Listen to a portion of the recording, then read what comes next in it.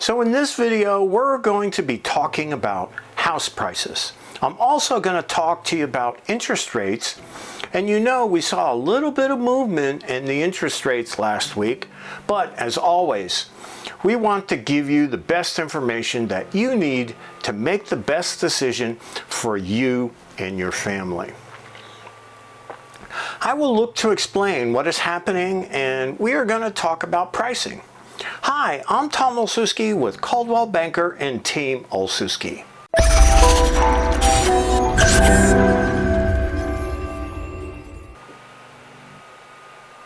We are also going to dive into the why behind pricing.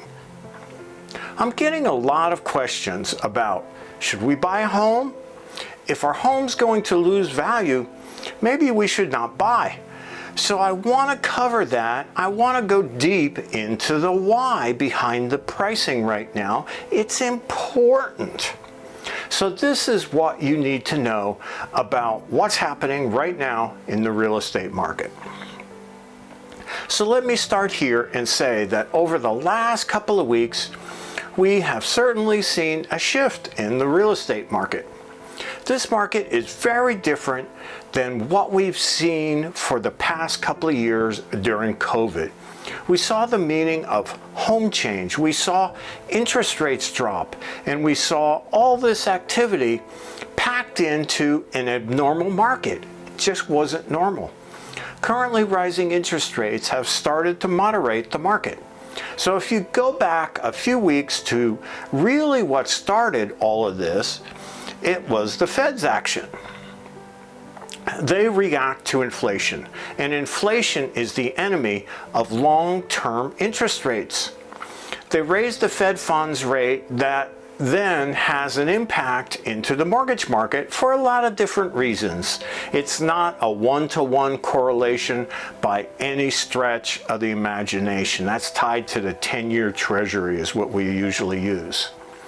But we see interest rates go up to a little over 6%. Well, what happened? A little over a week. So now in the last 2 weeks, we've seen the interest rates come off that. The 30-year fixed average rate of 6% level down to about 5.3, 5.5, bouncing around there. So if you were looking at this at the start of the beginning of the year, interest rates rise.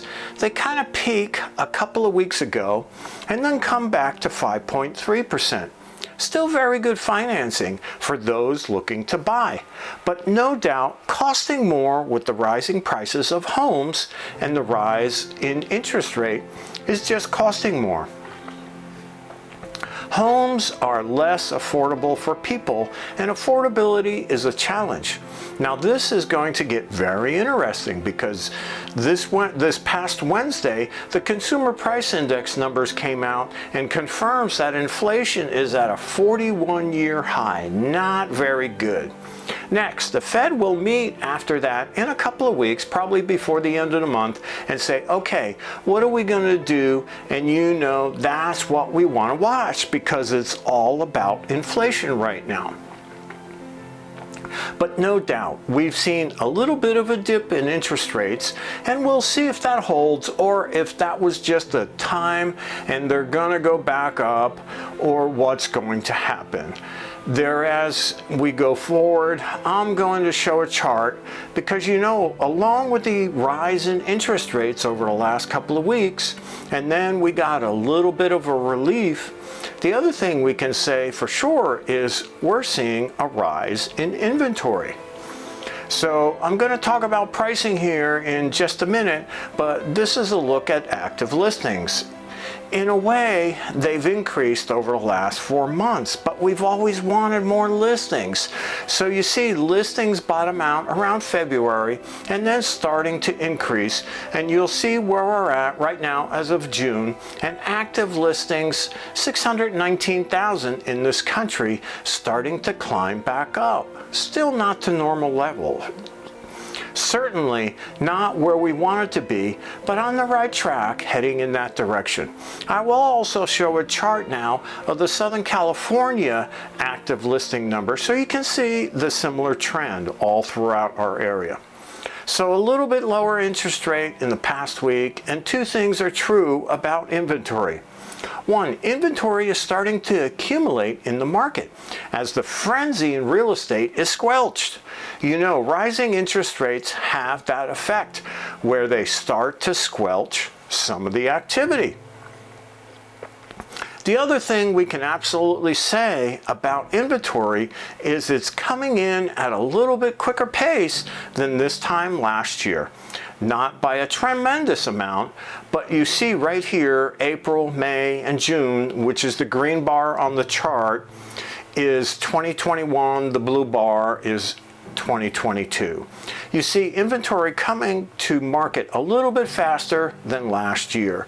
So more accumulation of inventory in the market, and it's coming at a faster pace. So that really gives you perspective if you're a buyer. There's more to choose from and less inventory. Now, all of this whole scenario on mortgage rates is about inflation, and it's going to be about inflation and the Fed's action to tame inflation as we go forward. It's a balancing act. So be watching that. But if you're a buyer who for the last couple of years has had a hard time finding a home, we're starting to see more inventory come into the market. And certainly that is good news. You have choices. You're not dealing with battling 20 other offers for a home. For those that are wondering about, should I buy right now? Should I do something? There are definitely more choices. There absolutely is. But let's kind of shift our attention to this. Should I buy a home right now question? I think that it's the biggest question we get. You know, no doubt rising interest rates have impacted affordability across the country. But listen, that's not the biggest issue.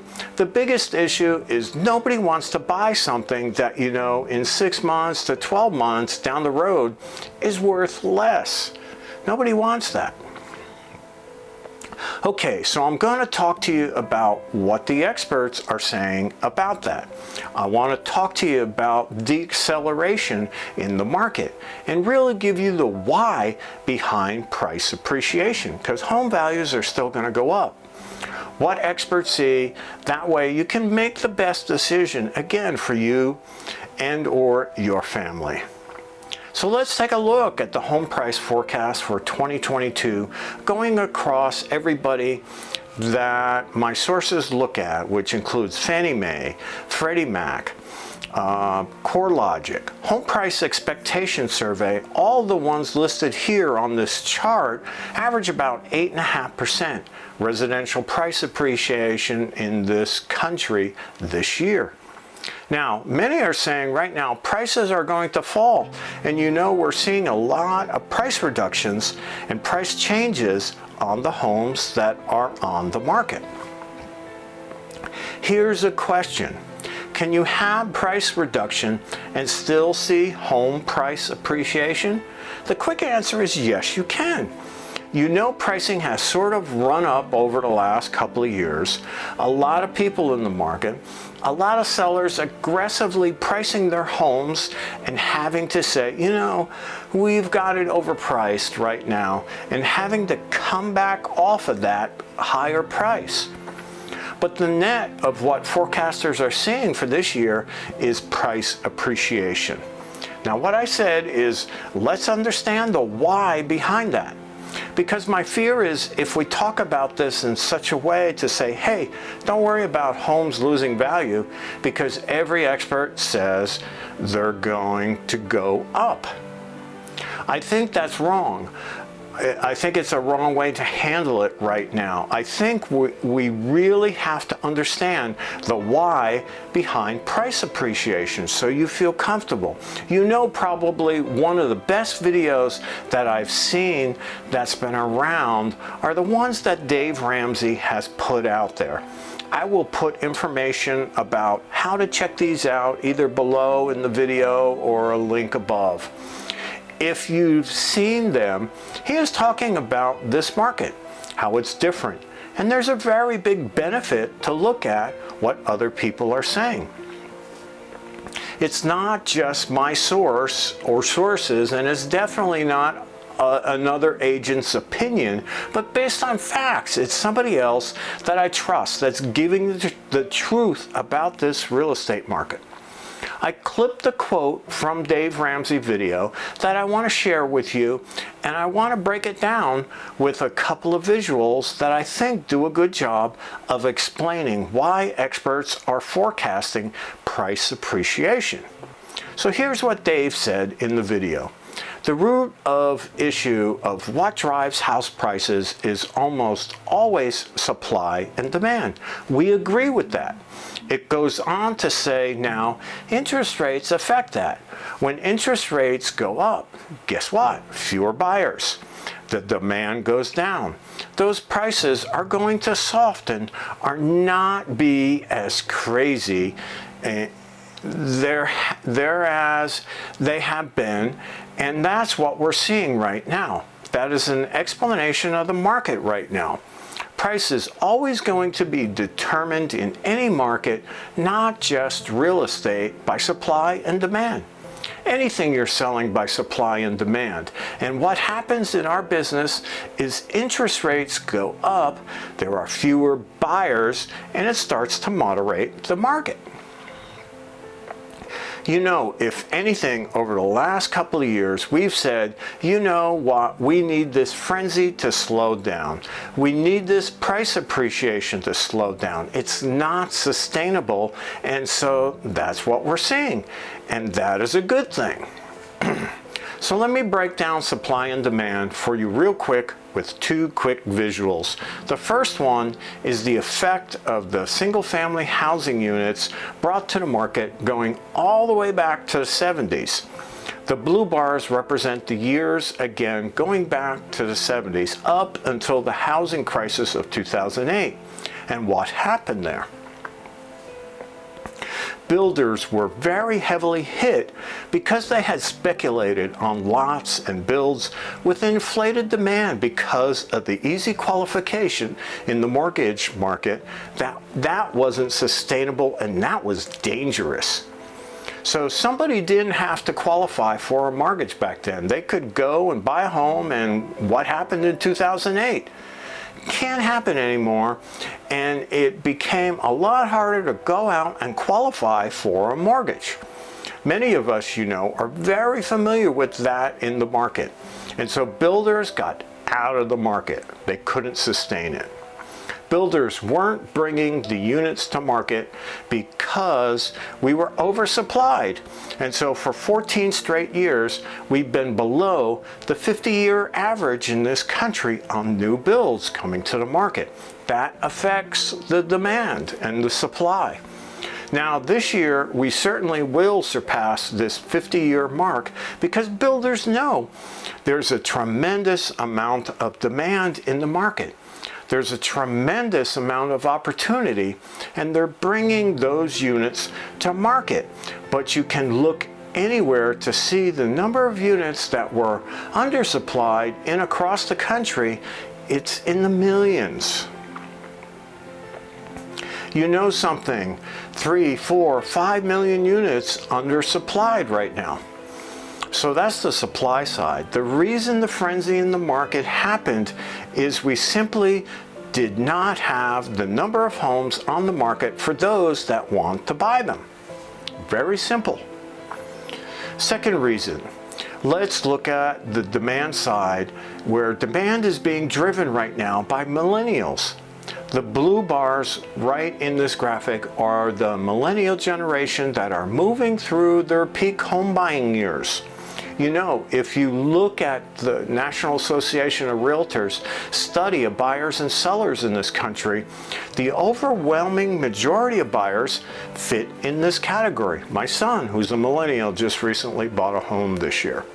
Right here, the peak home buying years that we can see statistically when people go out and buy a home. You know, 81% last year, first-time home buyers were millennials, and 43% of all buyers were millennials. Why is this important? The millennial generation is just by a little bit smaller than the baby boomer generation, which I am a part of. Now, certainly more alive right now in the millennial generation, but a very large mass of people moving through. And we've known that about the millennials, right? So take what we have, low supply. We haven't brought the builds to market for the past 14 years. This tremendous amount of demand coming through, driven by millennials, and there you have it. You have price appreciation. So if you start to talk about why forecasters are saying homes are going to continue to appreciate, it's because of this, because of a demand issue and a supply issue driving and keeping that upward pressure on prices. And if you own a home, that's a good thing. And I think that's important that we're able to understand that about pricing right now in residential real estate. You know, the core issue, though, I want to shift to it to sort of the core issue. When it comes to should somebody buy right now, and given the facts here, because I think this is what we have to look at if somebody's helping to make a decision and give them perspective. You know, maybe this market even just needs a healthy dose of perspective from the right people to help people make wise decisions. George Rashford said this: for buyers of a medium-priced home, the 1-2 punch of record high prices and rising interest rates have pushed the monthly mortgage payment to about 64% more than last year, tacking on over $800 to the cost of financing. That's the real impact of buying a home right now. This relief we saw in rates dropping down to about $100 in real dollars, so call that $700 right now. We don't know what's going to happen tomorrow. Rates go up, rates go down. But just a small amount of relief there on that, but it's costing more. It's costing more for people that want to go out and buy an average price home in this country. So given that, should you do that? Well, again, let's look back. We understand our supply and demand conversation. Let's look at what the home price expectation survey says. They say between here and through 2026, see about 9% appreciation in the market this year. And remember, we said the average was 8.5 from all the forecaster. So that fits in line there. And then 2023 through 2026, what I'm going to call more normalized appreciation. You know, normal appreciation in this country has been statistically about 3.8%. And this is going all the way back after the last 20 years, and we see 4.19, 3.12, and so on for the next few years, moderating the market. Well, if you were to go out and buy an average price home this year that gained equity over the next 5 years, it's going to be over a little over $100,000 that you will gain in equity. So if you look at that, you think, okay, it's going to cost more, but there is opportunity. I'm not saying we want to convince you to do something you don't want to do. We don't want to do that at all. But I want to give you the facts about buying in this market, as I hear some just wrong facts being thrown around, and it could cost people thousands of dollars. I think it all has to do with understanding pricing, understanding what the experts are saying, and then looking to what is being forecasted by these experts for the future to come. Nobody has a crystal ball, so there's no guarantees. So as always, you know, I want to give you what you need to be the knowledgeable buyer or seller. I'm convinced that seeing these slides that I've posted and having good information about prices and where they're heading, and you know not to wait until everything crashes, because that's not going to happen, and then we're going to go in and get a great deal, as again the crash isn't going to happen.